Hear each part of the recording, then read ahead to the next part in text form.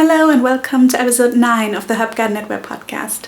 Today I'm going to show you my progress on my Lunae Shawl. I have 4 new finished objects and I have a new release announcement for you.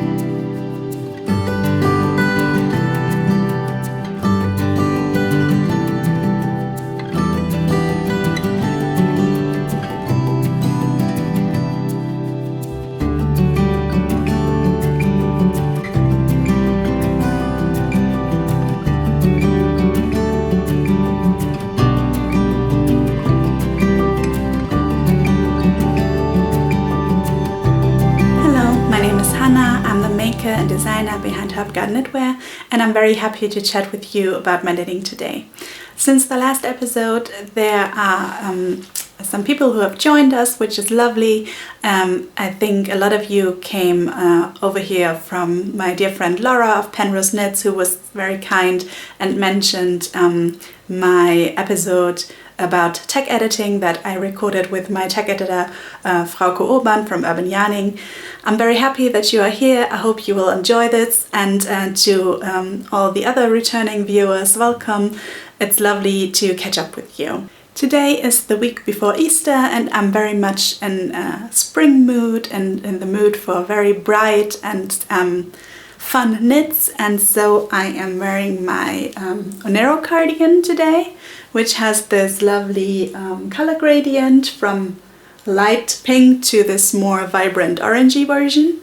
And I really love this cardigan for springtime because it is knit from 3 strands of silk mohair, which makes it very light and very warm at the same time, and it just gives me spring vibes. It's with this bright color, it's just perfect for the season.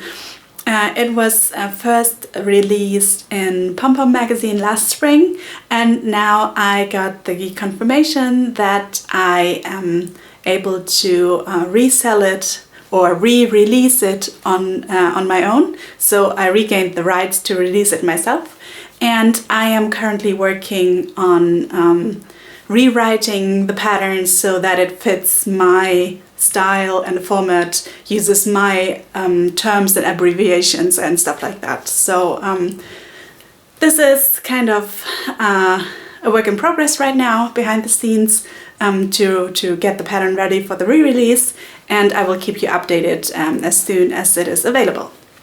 Yes, so now let's dive right into the knitting projects, what you are here for. So first of all, let me show you the progress that I made on my Lunae Shawl. So the last time I showed it to you, I had just worked this upper part, which is worked in this direction. And I had noticed that I did not meet row gauge. While my stitch gauge was perfect, the row gauge was off, and the upper part of this shawl was quite a bit too small.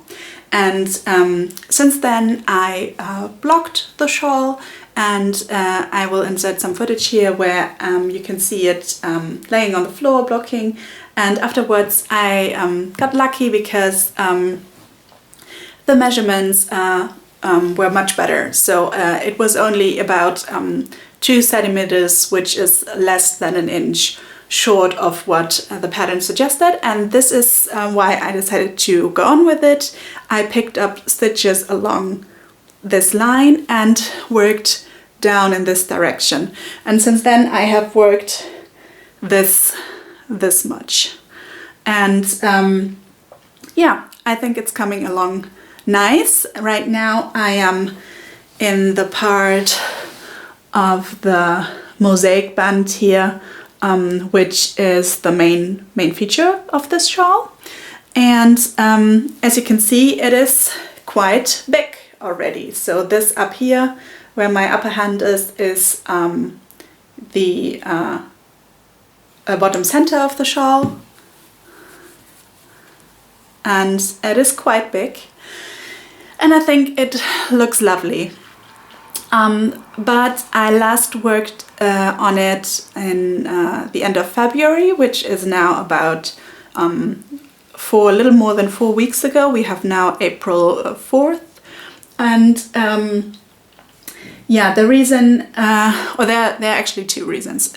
First of all, this beautiful main mosaic band is not as mindless to work as the other ones here. Like, for example, this one or the small ones here. And that is because the repeat is much larger. So for these bands, the repeat is very short, as you can see. And here the repeat is this wide. Like, everything that is in between my fingers is now one repeat. And that means for me that this is still qualifies as TV knitting, but not any longer as knitting group knitting, where I want to interact with the other ones. And this is why, yeah, I have not been working on it for some time now, but I think it looks very great, especially if I now see it on camera like this. I like it a lot. But the other reason why I haven't been working on it a lot since we last spoke, or, well, this is quite a lot, let's be honest. Like, there are a lot of stitches, and I've worked almost like 10 centimeters, which is not too little. But the reason why it is hibernating for a little bit now is because I am a little bit doubting my color choice. In particular, the orange shade here. On camera, it is a little more saturated and a little more to the reddish side of colors, while in real life it is a little bit lighter and more like a carrot kind of orange, so a little bit more yellow than it appears right now. And I have been thinking about colors a lot lately, and I feel that maybe I am someone who can wear all the shades that are on the bluish side a little better than the ones that are very warm. And this is definitely a warm color. So in comparison, you can maybe see, like, especially if I compare this to the sleeves, these are still like warm shades of pink, I think, but they are much cooler than this one. I'm not sure if the camera is picking this up, but I'm not sure, even though I like these colors together, I'm not sure if this suits me very well. I feel like I need to wear more like the blue kinds of colors. And this is why it is hibernating a little bit. I still will finish this, definitely, because it's just too beautiful to not finish it. And I still have plenty of this yarn left, so there's absolutely no reason to frog back through all of this shawl. I will just finish it at some point, and then I will see if I actually wear it, if I pick it up in the morning, or if it's just laying in my closet, and then I will maybe decide to gift it to someone who really can wear such a shade of orange. Would I knit this shawl again in other colors if I do not wear it in these colors? To be honest, I'm not sure. I love this design. It's absolutely gorgeous. It is, for me, it's perfectly balanced. It's such a great design, but it is kind of a pain to work, to be honest, for me at least. This lovely textured pattern here in between the mosaic bands is beautiful, and I love this from a design point of view, but it was not a lot of fun to work because in every row you first decrease a lot of stitches and then in the very next row you increase them again, which of course results in this beautiful, beautiful fabric, but it is not very, the motion is very interrupted and it's not like, I don't know, it's not as easy to get in the flow, like, and it's definitely not something you can do with looking away, or at least I can't. While if I knit stockinette, I can of course look away, or if I knit ribbing, I can look away, but with this I cannot. So I'm not tempted a lot to work this again, even though I love the end result. Yeah, which you can already see it will be gorgeous. It still isn't very nice and flat because I only blocked the upper part and not the lower part. I will first finish this and then block the whole thing again. Yeah, but this is how far I've come, and this is how my Lunae shawl looks right now. Yes, so onto the finished objects. And you might already know, if you have watched the vlog that I recorded in Amsterdam, that I started sock knitting, which is absolutely new for me. I have been knitting for many years, but I have actively avoided socks because of the small circumference, which I don't enjoy. It's okay if I work sleeves, for example, because I really want the sweater or the cardigan or whatever I'm working to be finished, and then I just power through the sleeves. But I could not imagine to work socks for the longest time. But then in Amsterdam I picked up tiny 9-inch circular needles and I knit my very first sock. And it fits me, which is great. It was much easier than I thought, especially if you already know knitting in general, then this is very, very easy to do. And I have discovered after I have knit this first sock that I could squeeze out 2 more socks out of the 2 balls of yarn that I bought. So this is sock yarn with 50-gram balls, and they have 200 meters, so it's like typical sock yarn with 100 grams and 400 meters. And even though the leg of the sock is quite long, I did manage to squeeze out 2 more socks of this. So after I finished the first one, which is the first one I have ever made, I just weighted the socks, I just put it on my scale to see how much it weighs, and then I checked the yarn that I have left, and I was pretty confident that I could squeeze out 2 more. So I made the decision to change a little bit about this sock. So let me show you the details here. So in general I worked 3x1 ribbing, but at the cuff I had decided to go with 1x1 ribbing. Afterwards I regretted a little bit. I was just a little bit too scared that if I started with a 3x1 rib right away that the edge would curl. And this is something that I've changed, and the other thing that I've changed is this toe. So if you can see, I have one pole stitch in between the decreases, and I have decided to work the ribbing on the top and not the bottom, which in general I like for the foot of the sock, but I didn't want it at the toe part. So this kind of was my first experimental try, and then I knit these. And these are just, I'm so happy with these. So you can see in comparison, I omitted this 1x1 rib and just started with the 3x1 rib immediately, which I think looks great, and it doesn't curl up at all. And I changed the toe.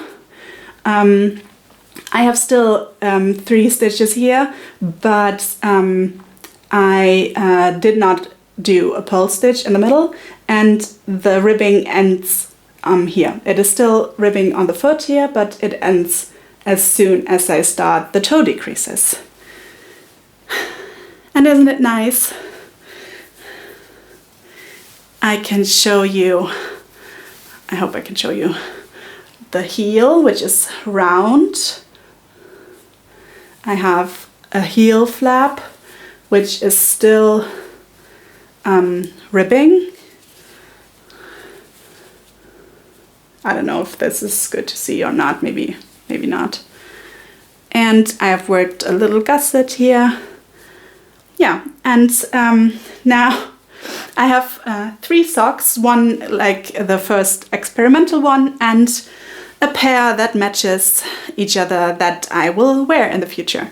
And I won't rip back this one because first of all, I'm just too lazy, and second of all, this was the first sock I ever made. I'm not going to rip it back even though it's not perfect. So maybe I just keep it around my desk, pin it to the wall or something as a little reminder of my first sock. Yeah, and this is finished object number 1. My very first pair of hand knit socks that I knit myself. I did own hand knit socks before, which I was kindly gifted to from my mom and a friend and my grandma, and I have socks.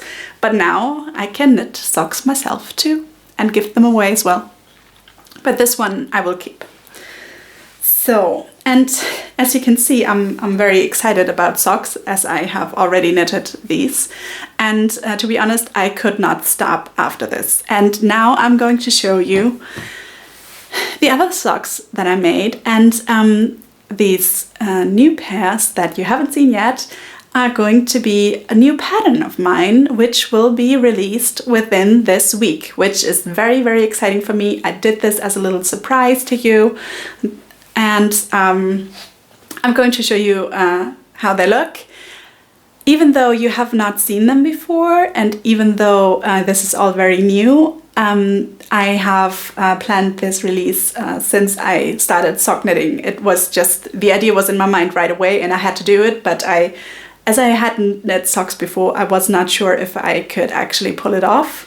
And this is why I kept it quiet. I just wanted to take the pressure off of me. I just wanted to do this for fun. And so I did it all behind the scenes, very secret. But as all my patterns, it has been tag edited and it has been test knit, and I didn't skip any of these steps. It's just as always, I just didn't share them because I just wanted to have fun and play around and don't have the pressure of getting it ready. So the first pair that I made is this one, and as you can see, I made Seaborn Socks, which has me super excited, I have to say it. So I made this monochrome version, and then I made a stripy version. And in case you're new here, I might have to say the Seaborn, typical Seaborn pattern is this shell-like shape at the cuff here, and this is a stitch pattern that I first published as the hem and the cuffs of the sleeves for a summer tee that I released 2 years ago, 1 year ago, like a little while ago. And that was my most popular design so far, and I really think it looks gorgeous on this socks. So I have made these 2 pair. These were the very first Seaborn socks that I made, and as you can see, gorgeous, if I say so myself. And then I started writing the pattern. So this was just kind of freestyling the whole thing. And then I started to write the pattern and I knit another pair. So all in all, I have never had so many finished objects within one episode. So I have 1, 2, 3, 4 pairs of socks finished. And with these you can maybe see this is the first one that I made, and this one is the one I made after I wrote the pattern. and I had to tweak the heel a little bit. So this heel is a little bit larger and the fit of these are much better. And this is what I'm going to release. So aside from this gorgeous shell pattern, these socks include instructions about how to do jogless stripes. So the stripes run around the sock without having this ugly place where you switch colors. I have included the jogless stripe technique that I love the most and that I have already used for the Seaborn tee.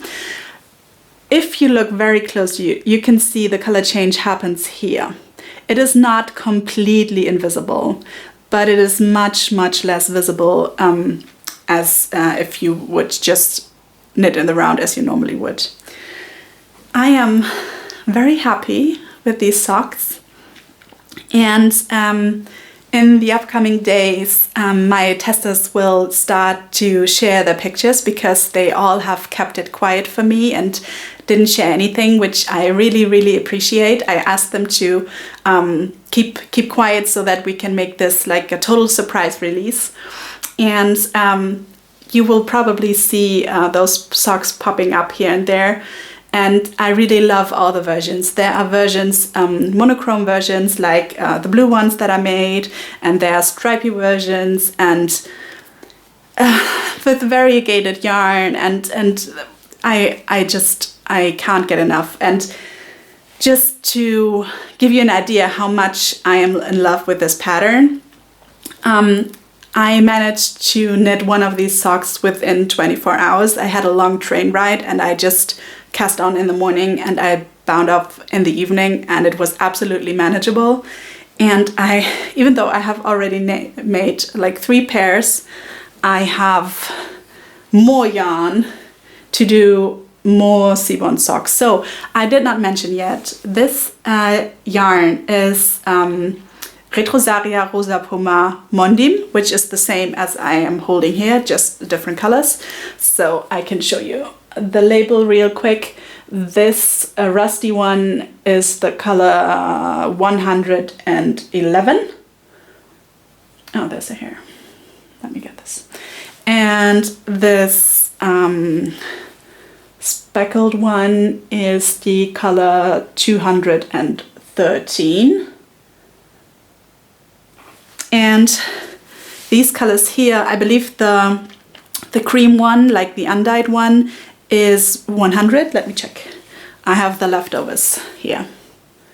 So the cream one is, I have the tag inside. Yes, so the cream one is the color 100, and the teal one is 113. Yes, and this is Portuguese wool, and it is sock yarn. So this is especially made for socks, and this is why this, I hope you can see it, this lovely drawing here. There are socks underneath the skirt, which is super cute. And it is 100% wool. So since I am very new to sock knitting, and I know there are very experienced sock knitters who have very strong opinions on this, but since I'm very new, I have not formed an opinion yet. And I have both used sock yarn with nylon content and sock yarn without nylon content. And as I have knit these within the same few weeks, and they are like the same age if you want to, I will be able to see over the upcoming month how they are holding up for me. As of now, I have not worn any of these because I wanted them to show you first. I always try to keep my knits in shape before I release them. So I will surely form an opinion about whether I want nylon in my socks or not. I do know very experienced knitters who say they would never knit socks without nylon in them, but I also know very experienced knitters who say they absolutely do not need and do not want nylon in their socks or any kind of artificial fiber.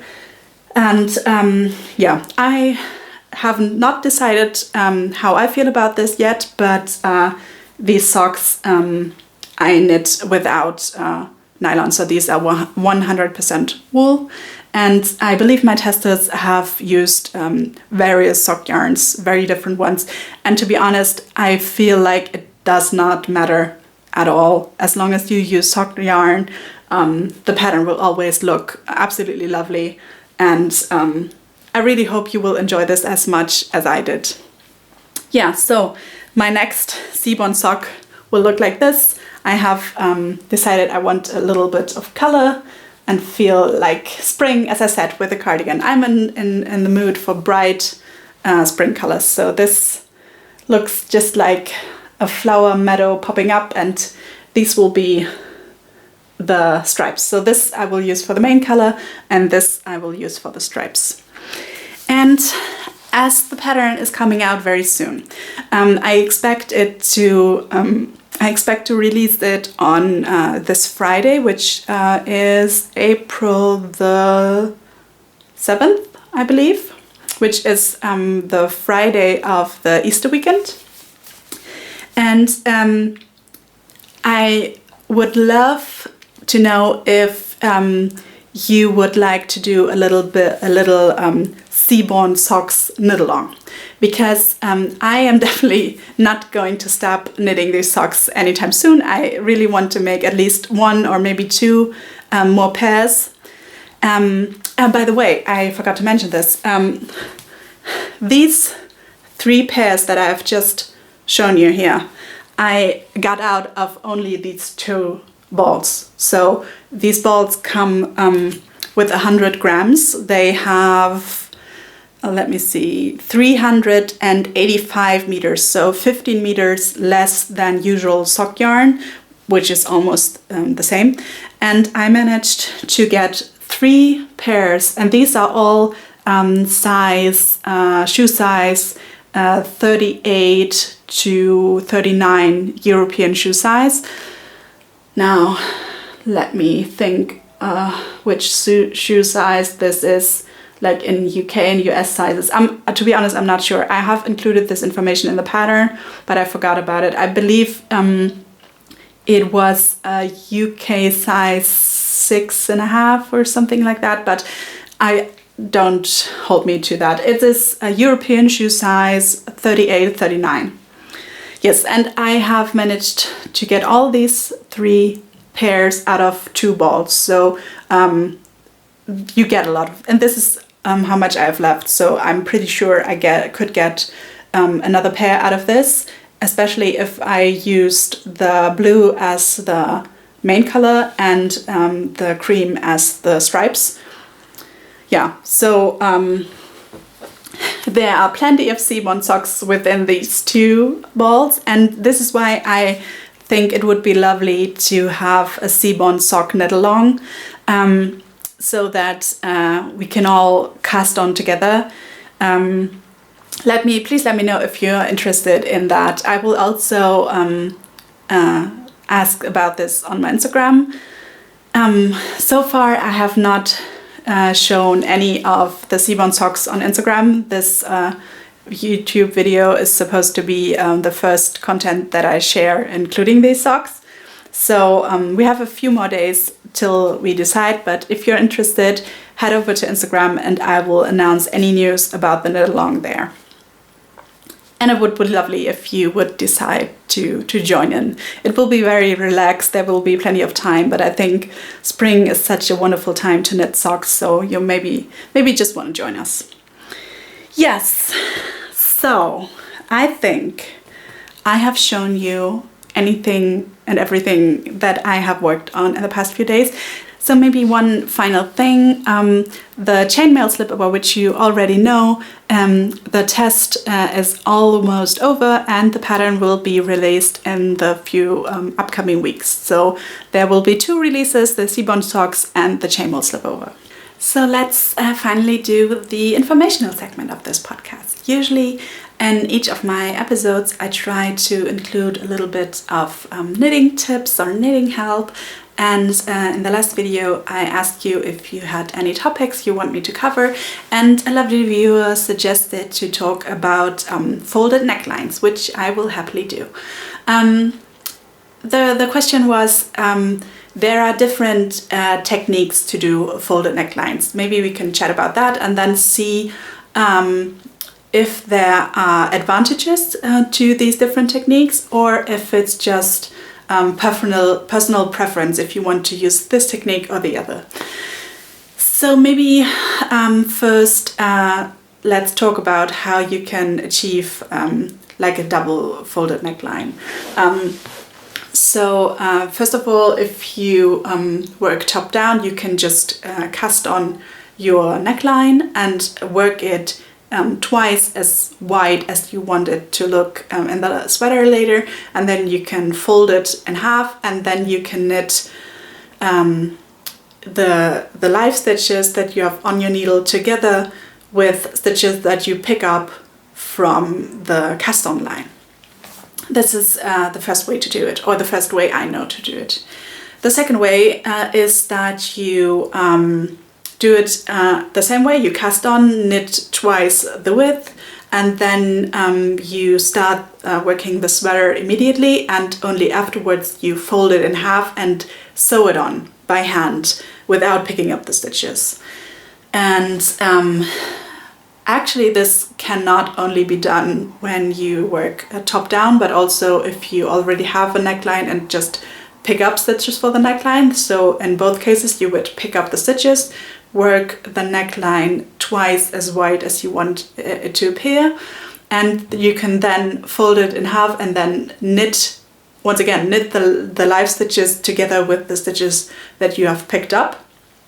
Or you can just bind off and fold it in half and sew the neckline inside, like sew it down. And then there are two more ways I can think of. One thing is what I did with this slipover, which is I had worked these welts by picking them up, and then I bound them off, and I actually cast on this ribbing separately, and then attached it to this neckline afterwards, which is also possible. Attaching it afterwards. And then the last version I can think of is that you use the tubular cast on and cast on twice as many stitches as you want your neckline to have, and then actually double knit it. Maybe we can clarify those terms real quick, because I feel sometimes they are used as if they were the same, but I feel they are actually not.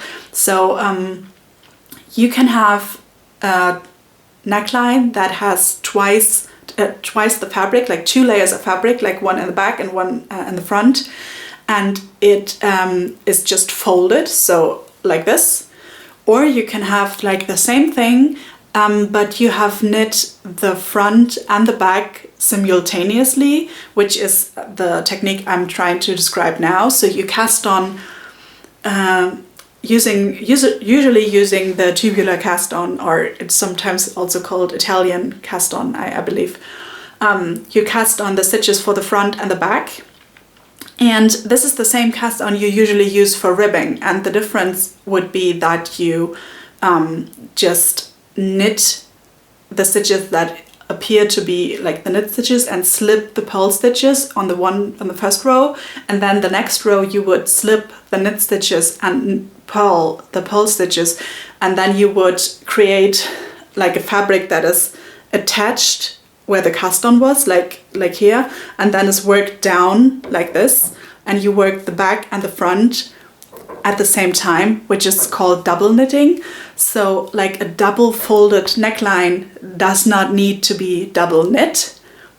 Usually in most cases it is knit as you usually would and then just fold it. So that is not double knitting. Double knitting is if you knit the front and the back at the same time. And for example, this cuff is double knit. This is how I did it, because the inside, if I turn this around, is also knit stitches.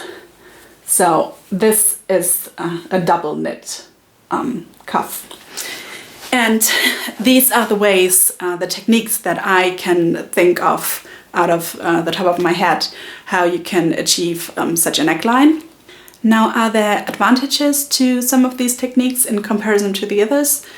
Well, maybe, but there's also a little bit of personal preference involved. If we compare the folded neckline that is knit together at the edge to the folded neckline that is sewn together at the edge, then there's one thing to keep in mind. If you knit this together, then the place where the front and back are joined is very flexible, as knitting always is.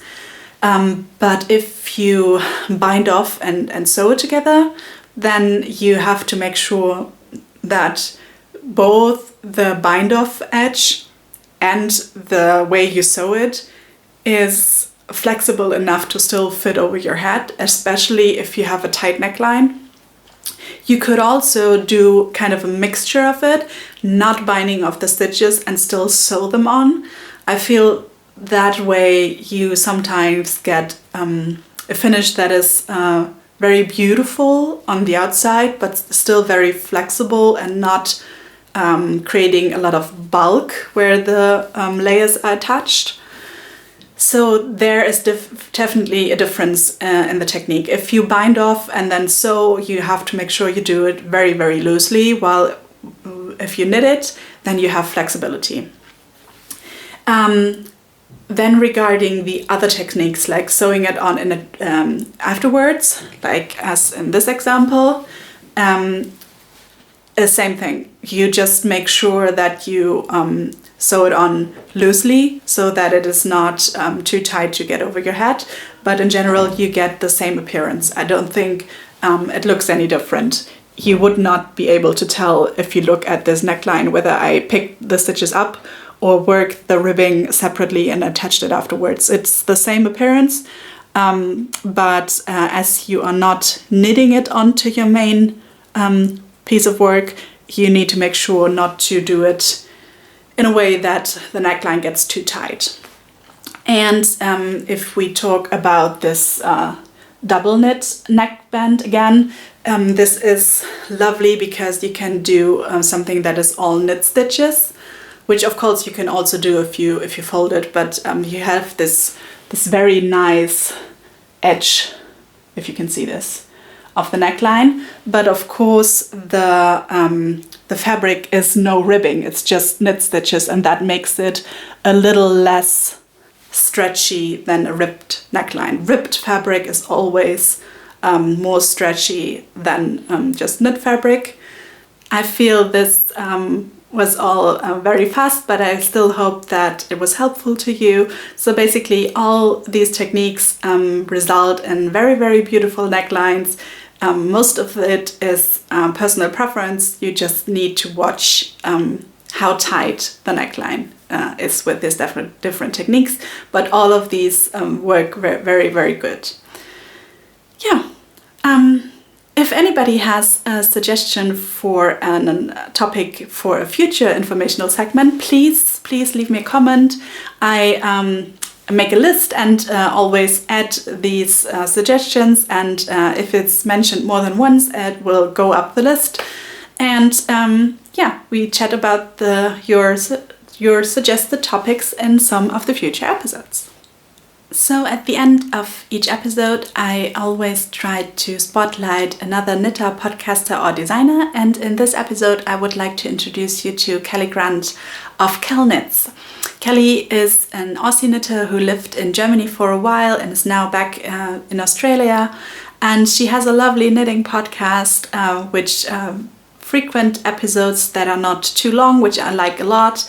and she is a very talented knitter. She has very fun projects, and as we are having summer in the Northern Hemisphere in the future month, Kellie's channel might be very interesting to you, because as she's living in Australia, she has a lot of summer knits, and I think watching her projects is always very inspiring, so you might want to check her out.